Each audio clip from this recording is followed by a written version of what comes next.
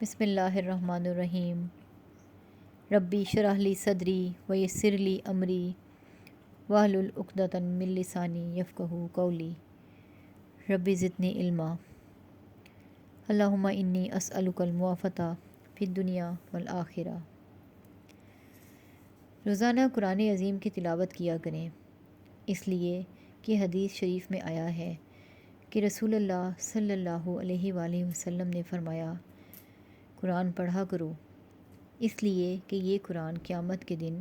قرآن پڑھنے والوں کی شفاعت کرنے کے لیے آئے گا۔ حدیث میں آیا ہے کہ اللہ تعالیٰ فرماتے ہیں، جس شخص کو قرآن پاک کی تلاوت کرنے، یاد کرنے یا غور و فکر کرنے اور تفسیر و ترجمہ وغیرہ کرنے کی مشغولیت اور مصروفیت نے میرا ذکر کرنے اور مجھ سے دعائیں مانگنے سے روک دیا، یعنی ذکر کرنے اور دعا مانگنے کی فرصت نہ ملی، تو میں اس شخص کو اس سے بڑھ کر دیتا ہوں جو میں دعائیں اور حاجتیں مانگنے والوں کو دیتا ہوں، یعنی اس کی تمام حاجتیں اور مرادیں پوری کر دیتا ہوں۔ اور رسول اللہ صلی اللہ علیہ وآلہ وسلم نے فرمایا، اللہ کے کلام کو اور تمام کلاموں پر ایسی ہی فضیلت اور فوقیت حاصل ہے جیسی خود اللہ تعالیٰ کو اپنی تمام مخلوق پر۔ ایک اور حدیث میں آیا ہے کہ رسول اللہ صلی اللہ علیہ وآلہ وسلم نے فرمایا، تم قرآن کو سیکھو اور اس کا علم حاصل کرو اور اس کو پڑھا کرو، اس لیے کہ قرآن کی مثال اس شخص کے حق میں جس نے قرآن سیکھا اور اس کا علم حاصل کیا، پھر اس کو پڑھا پڑھایا بھی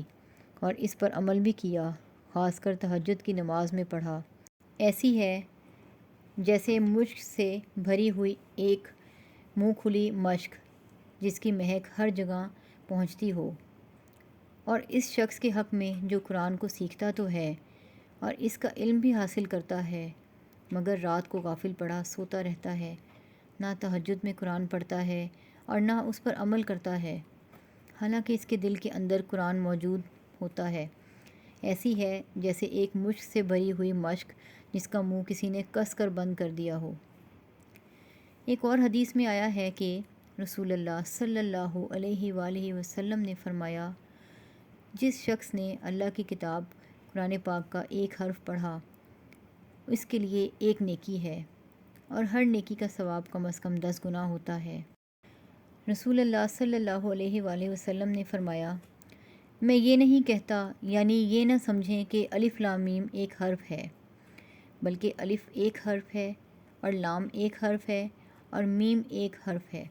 لہٰذا الف لام میم پڑھنے سے 3 نیکیاں ہیں اور ان کا ثواب کم از کم 30 نیکیوں کے برابر ہے۔ ایک اور حدیث میں آیا ہے کہ رسول اللہ صلی اللہ علیہ وآلہ وسلم نے فرمایا، قابل رشک 2 ہی شخص ہیں، ایک وہ شخص جس کو اللہ تعالیٰ نے قرآن کریم کی دولت عطا فرمائی اور وہ شب و روز اس پر عمل کرتا ہے، اور دوسرا وہ شخص جس کو اللہ تعالیٰ نے مال و دولت سے نوازا اور وہ شب و روز اس کے حکم کے مطابق اس مال کو خرچ کرتا رہتا ہے۔ ایک اور حدیث میں آیا ہے کہ قیامت کے دن قرآن پاک پڑھنے والے سے کہا جائے گا، قرآن پڑھتے جاؤ اور جنت کے درجوں پر چڑھتے جاؤ، اور ایسے ہی ٹھہر ٹھہر کر پڑھو اور چڑھو جیسے تم دنیا میں ٹھہر ٹھہر کر قرآن پڑھا کرتے تھے، اس لیے کہ تمہارا مقام اور درجہ اس آخری آیت پر ہے جو تم پڑھو گے۔ ایک اور حدیث میں آیا ہے کہ جو شخص قرآن پڑھتا ہے اور وہ اس پر خوب ماہر ہے، خوب رواں پڑھتا ہے، وہ تو قیامت کے دن نیکیاں لکھنے والے معزز اور نیکوکار فرشتوں کے ساتھ ہوگا۔ اور جو شخص یاد نہ ہونے کی وجہ سے اٹک اٹک کر پڑھتا ہے اور اس طرح پڑھنے میں کافی مشقت برداشت کرتا ہے، اس کو دوہرا ثواب ملتا ہے، ایک قرآن پڑھنے کا، ایک مشقت اٹھانے کا۔ اللہ تعالیٰ ہم سب کو قرآن پاک پڑھنے کی اور اس پر عمل کرنے کی توفیق عطا فرمائے، آمین۔